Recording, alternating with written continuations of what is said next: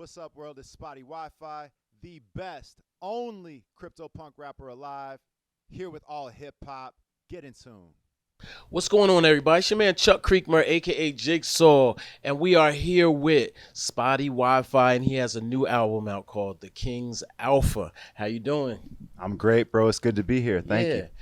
Finally, I'm glad we finally could make this happen. I've been talking to some of your people for quite some time, and you have quite a reputation, even online and social media. So I'm glad to have you here at WonWorld. So let's talk about the album, The King's Alpha. What's the album title mean? And I feel like you're giving us something that your normal rapper wouldn't give us. Okay, yeah. So, like, I come from, crypto and that's sort of, where I kind of grew up in terms of, my income and my rap, my content is very crypto oriented. So alpha just means like you got a way to get some money. Like you have some early news, you're early to something, like this is the alpha. So the King's Alpha is my alpha, meaning like there's a lot of scams out there, there's a lot of nonsense, but if I'm telling you something, it's real. And that's what the King's Alpha is to me and to my fans. So this album is basically like a stepping stone, because I did a concept album in 2021 about this character, Spottie WiFi, in the metaverse, a rapper living his whole life in the metaverse. And it was very niche, very nerdy, but it did well. Like we got some good press, it sold well, and it attracted a lot of attention. So now with this album, we're bringing that character into the real world. So we got some dope features, Snoop Dogg, Bun B, Jim Jones. And so that's why it's the King's Alpha. We're letting the world know, like, if you're in tune with what I'm doing, you're early to something, and that's the King's Alpha. Gotcha. So what's the difference between you and the character? Okay, so the character Spottie WiFi, like there's a whole backstory. I have a comic book coming out. He in the metaverse, he's a blue collar guy. He goes around fixing people's internet, which is very important in the metaverse.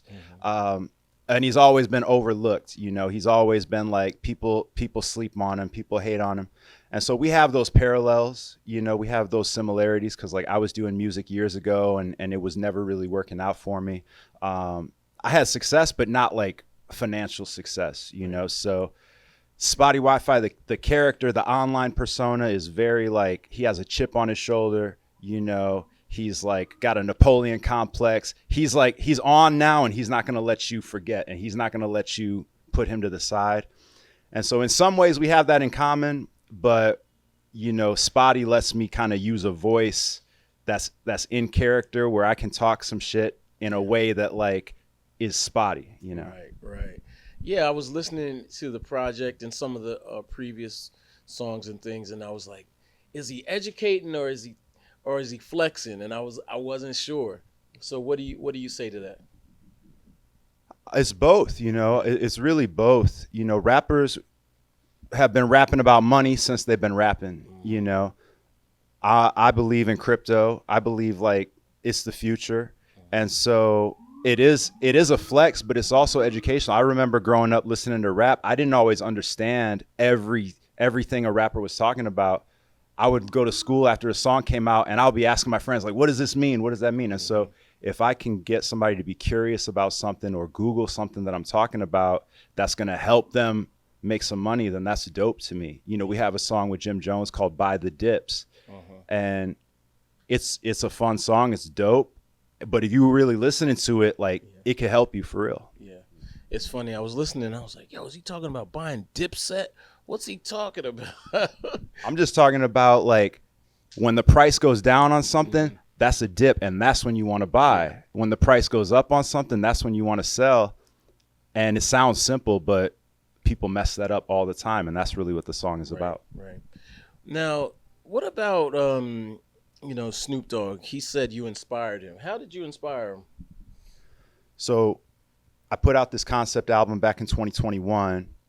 And I basically took this character. I bought an NFT. The NFT is a little character, 8-bit Nintendo looking character.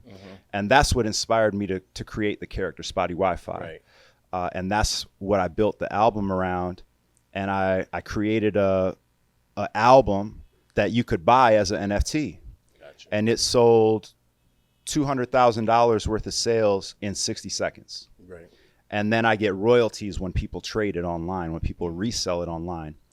And that's like the amount of revenue that an artist would expect to get if they had like 50 million streams on Spotify. Yeah. I had like 5,000 streams on Spotify at that time, so I was able to go direct to consumer, direct to fans, cut out the middlemen, no label, no TikTok dance, no manager, just me. Mm-hmm. Right. And so I think that's why I know that's what caught Snoop's attention and the attention of his team. And so that's why now you see him on Instagram repping his Bored Ape, making music with his Bored Ape. His Bored Ape has a character named Dr. Bombay, or has a name, Dr. Bombay. So I think that's what inspired him.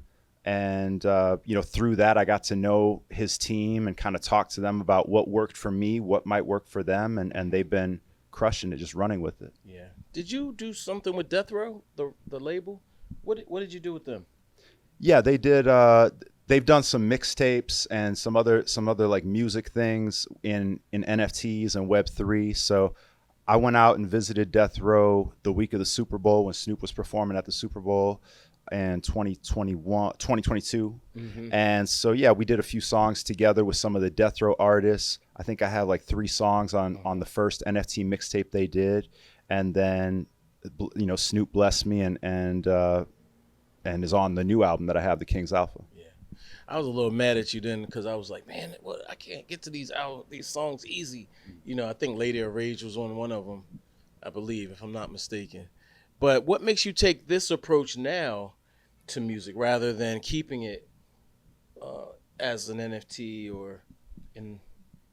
Well, so from the beginning, I like to put all my music on Spotify and Apple Music, Tidal, SoundCloud, YouTube, even if it's an NFT, okay. Right? Even from the beginning in 2021.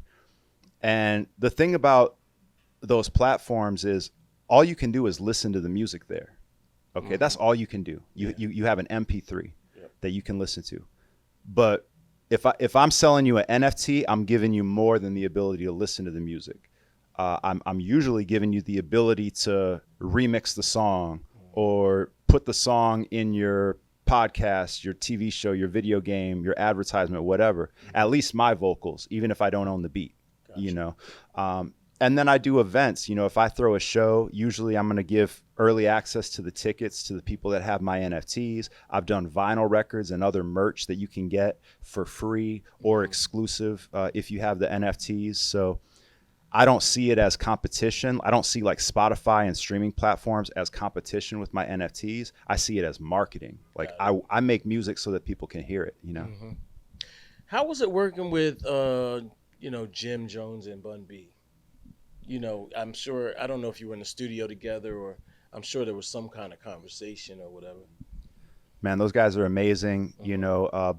Bun, we did our song together like in late 2021, like right after my debut album came out, and our relationship has developed. He's become a mentor to me, a really great friend. And, he's just a stand-up guy, as everybody knows. He's been around, and he's just a solid guy. We got a lot of things that beyond music that we're starting to think about now in terms of how we can think about the metaverse. Obviously, he's doing a lot of things with the Trill Burgers and everything. He's just, he's a special dude in terms of his thought process. And Jim, Jim's incredible. We met at a Web3 event, a conference about a year ago where we were speaking together on a panel, and we were sitting next to each other just like this. And, just afterwards we exchanged info, and I had the song by the Dips with an open verse, and he hopped on it. We were able to knock out a music video over the holidays when I was in New York. And it's just amazing, man, because these guys, like, they really believe in what I'm doing. They believe in Web3. And so they've been super supportive and visionaries, because everybody doesn't always see the vision, but they saw it early. Yeah. What's the biggest misconception about Web3 and like hip hop, or just Web3 in general? Well, I think Web3 is kind of a buzzword. People think of crypto, they think of scams. They think of FTX, and that's a terrible reputation to have, a terrible thing for people to think of first. Right. And really, it's just a technology. It's a new technology that allows you to do things without a middleman, to be as simple as possible. The point of cryptocurrency, the point of Bitcoin, is that I can send you money and I don't need a bank standing in between us to count the beans and make sure that I sent you the amount of money that I sent you. The cryptocurrency, the blockchain, just does it. Yeah. It authenticates that I'm sending you what I'm sending you, right? And so when you're talking about distributing music on the blockchain, it offers those same benefits. I don't need a middleman. I don't need a record label. Record labels are banks a lot of the time, except they have higher interest rates than most banks, right? Yeah. And so that's what I see as like the misconception. There are bad actors. There are people that are going to use any new technology for good, and there are people that are going to use it for bad. But unfortunately, that one bad apple can ruin everybody's perception of a whole technology, you know. So that's the issue right now. One time I was looking at Rick Ross on Instagram, and he looks directly in the camera and he says, you know, something like, all you crypto people, where is it at? Where, you know, he's really like taunting folks that are into crypto. What did you see that? Yeah, I saw that. What did you think of that? You know, I just thought it was like kind of a boomer mentality. Like, much love to Rick Ross. I love his music, but you know, it's a young generation out here who young people. You don't have to explain them that something digital can be valuable. Right. They're getting their parents' credit card and buying skins on Fortnite. You know, buying things in Roblox already. You know, like they don't need us to explain how something digital can be valuable.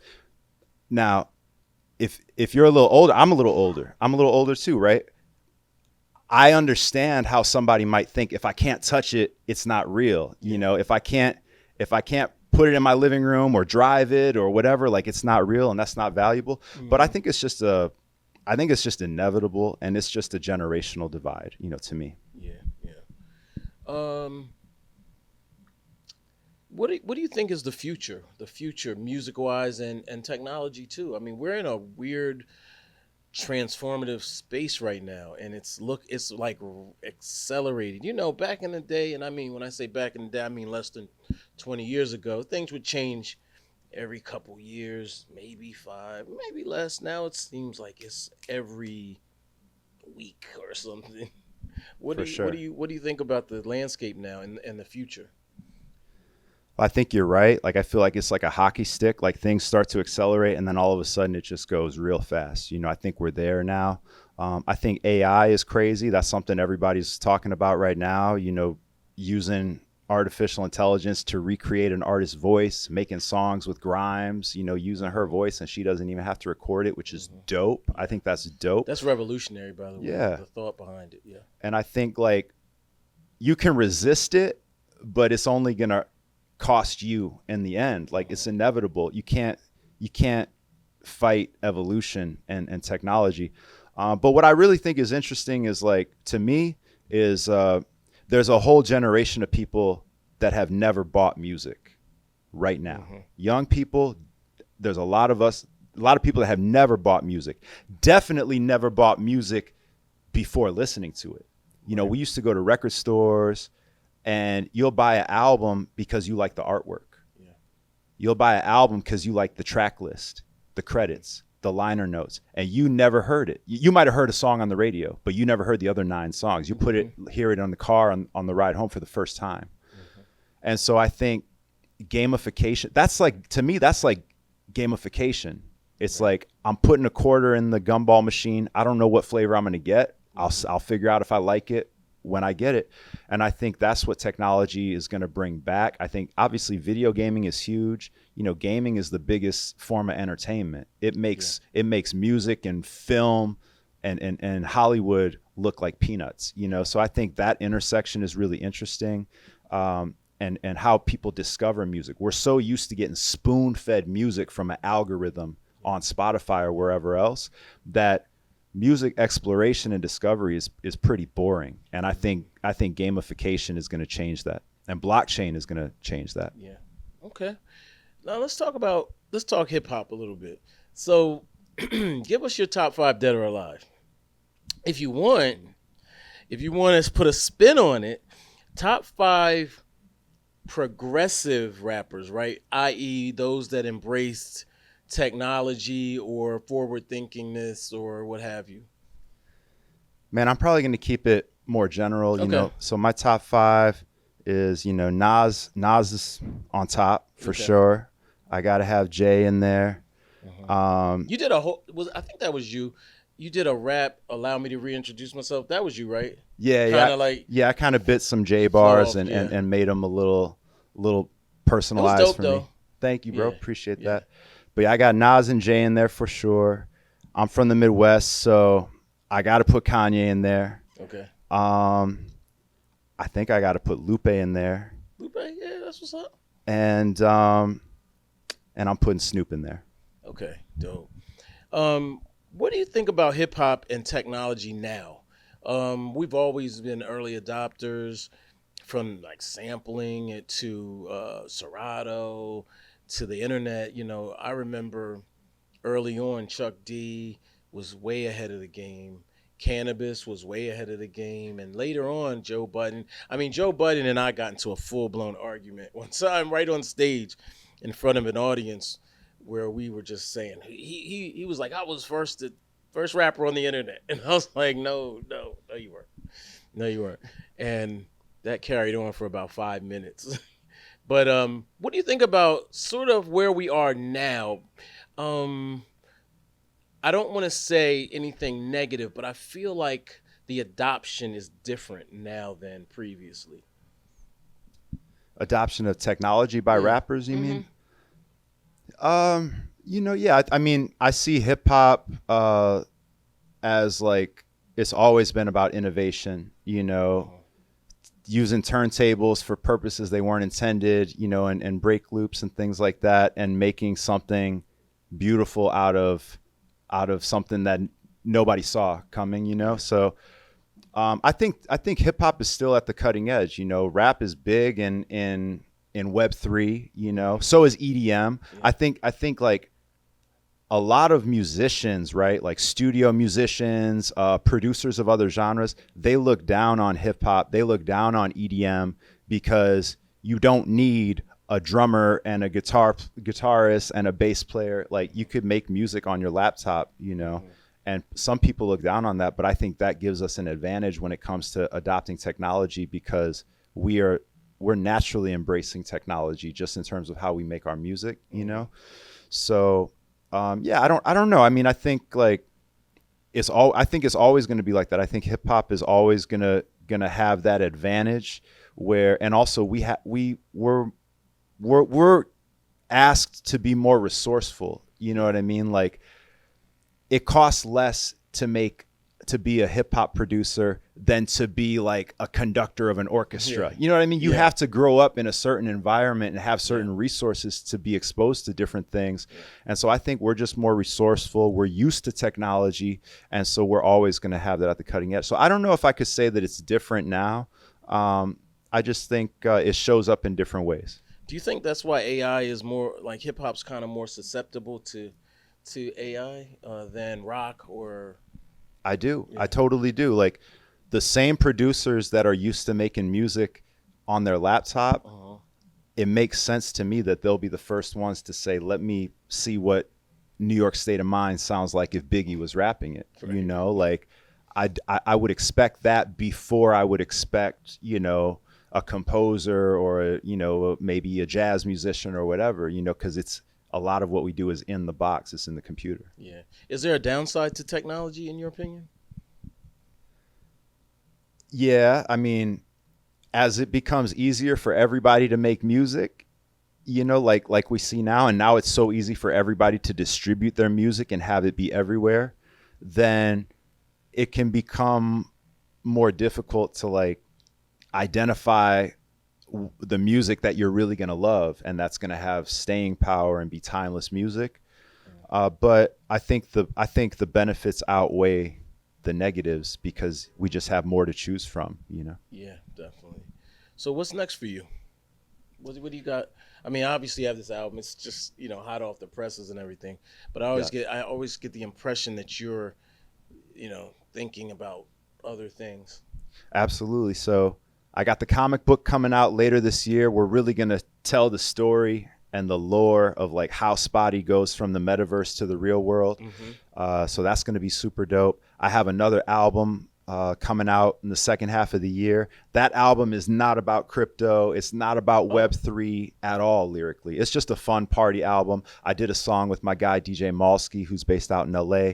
That song is called Do You Get It? It's on this album, The King's Alpha, but we had such a good time making that song and felt so good about our experience in the studio together that we just ran off like another 10 or 12 songs.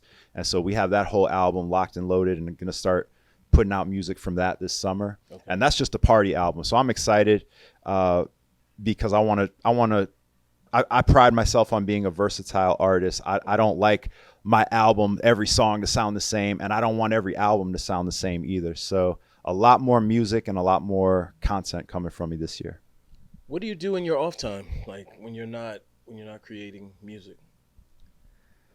Well, when I'm not creating music, man, I've been really like right now is a really interesting time in crypto. I've been focused on like watching the market and trying to make my money work for me right now. Yeah. We have it's an interesting time because the crypto prices, they're a lot lower than they were a year and a half ago. So to me, it's like buy the dips is what I'm saying. Like buy low, sell high. So the last 2 weeks, there's a new crypto that is completely like taken over my whole life called Pepe. If you're watching, check out Pepe. I've just been like trying to set myself up for success and make money, man. That's pretty much it when I'm not doing music, and that's why a lot of my music is about crypto. Right. Who do you want to work with next? Do you have anybody in mind, or anybody who reached out? Well, I definitely would love to work with more artists in other genres. Okay. I definitely want to do something with Grimes' voice, like we talked about in AI. I just haven't had time to really experiment with it yet. I want to work with like all types of artists. My favorite band is The Strokes. If they ever see this, I would love to do something with them. As I said, Nas is my GOAT. He's also super educated on crypto. He was an early investor in Coinbase. He's crypto Scarface. So if the universe ever puts us on a song together, I'll probably retire after that, But yeah, it's a lot of artists and not just rap, Yeah. Do you consider yourself a pioneer? Yes. In this space. Yeah, respectfully and humbly, yes, I do. Yeah. I do. I mean, I think there's a lot of things that I'm doing that nobody did before, and some people understand it and appreciate it.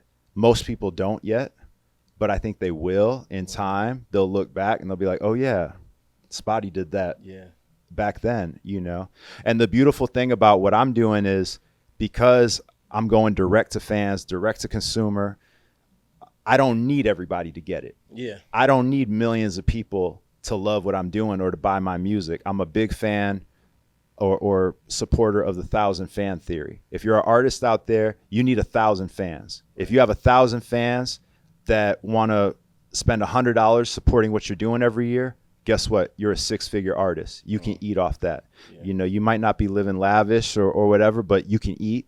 And that's what I'm on right now, which is dope because it allows me to make what I want to make. Right. I don't go into the studio and say, oh, let me make something that'll sound like it can fit here in Rap Caviar play. I don't care about any of that. None of that matters. Spotify, YouTube, Apple Music, they need millions of users. And they call them that. They call them users. Wow. As an artist, I don't need millions of users. I need 1,000 fans or 1,000 supporters, and that's it. Man, well, I want to say thank you for coming here to WonWorld. It's a pleasure and an honor, actually. I mean, I really like different things. Hip hop is very crowded, and I hate algorithms. I really purposely, I'm on, a platform of choice. I won't name it here, but I've just deliberately listened to really what I like, actually. You know what I mean? Which is weird to say because it doesn't serve me what I like. It thinks it's serving me what I like, but it's not. It's serving me more of like the same over and over and over. So I'm getting more adjusted to manipulating it to work for me. But at the end of the day, hip hop, it's not stale, but it can feel stale because of the way we're giving our music. So I just want to say, man, I appreciate you and what you're doing. And really the educational component is pretty dope too. I'm here. So I'll be honest, I was into crypto when everybody else was into crypto. And I was like, I put money on something, I lose some money, or it doesn't do what I think it should do. I'm like, oh God, I can't, keep throwing money at it. But hearing you talk about it makes it less scary and less weird, and and I recognize the languages that I used to listen to, and I'm like, okay, maybe let me just stick the toe back in the pool and see what we got going on here. I love to hear that, man. I love it. Do your own research, man. Look into this because it is the future. Yeah. Like banks buy Bitcoin. Yeah. Countries buy Bitcoin. Yeah. And Ethereum, so like they're not doing it because it's going away. They're doing it because it's here to stay, And if you're interested in it, my advice would just be don't put money into it that you're going to be shook if the price goes down. Right. Don't put your rent money in there. Don't put your school clothes money or your grocery money in there. If you have money that you can afford to lose, put it in there, and you'll learn a lot just by doing that. Just by saying I'm going to put $100 in here and just watch it. Yeah. Tell me about your name. What made you pick the name Spottie WiFi? I don't even know Spottie WiFi exists anymore. Oh, it definitely exists, especially on the plane, bro. Or but so it started with a CryptoPunk. So a CryptoPunk is one of the first OG NFTs ever in history. They came out in 2017, and it's 10,000 little characters, little 8-bit Nintendo-looking characters. So I bought one of these in February 2021. I spent about $40,000 on it, and my CryptoPunk has spots on his face. So that actually makes him really rare. Like, it's a trait that makes him very rare, but people sleep on this trait because people don't want the CryptoPunk with spots on his face. But I just saw it as like, oh, it's underpriced. It's on discount. So I bought this CryptoPunk. I was not planning to do any music with it. I wasn't thinking about it like that. It was just an investment. I saw people like Mark Cuban talking about CryptoPunks, and it turned out to be a good investment. Now you can't get one for like under $100,000, right? And some have sold for millions. But anyways, I started getting people following me on Twitter and stuff just because I had this CryptoPunk all of a sudden. And that's when I decided, I'm going to do something with music because people are in tune with what I'm doing right now. And so as I was thinking about the name for this character, I was inspired by the Gorillas, right? I was inspired by MF Doom. I was inspired by Slim Shady, anybody that ever had an alter ego in music. And I started calling him Spottie Pippen.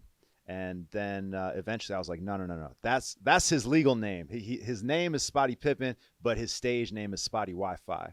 Because it's just playing on the idea that, he wouldn't exist. I wouldn't be doing what I'm doing if it wasn't for technology. So it's like the Wi-Fi is like, okay, he's high tech, but he's also a rapper, a struggling rapper. So he's Spottie WiFi, Yeah. Thanks a lot, man. Appreciate Love, bro. you. Thank you. Yeah, definitely. Salute.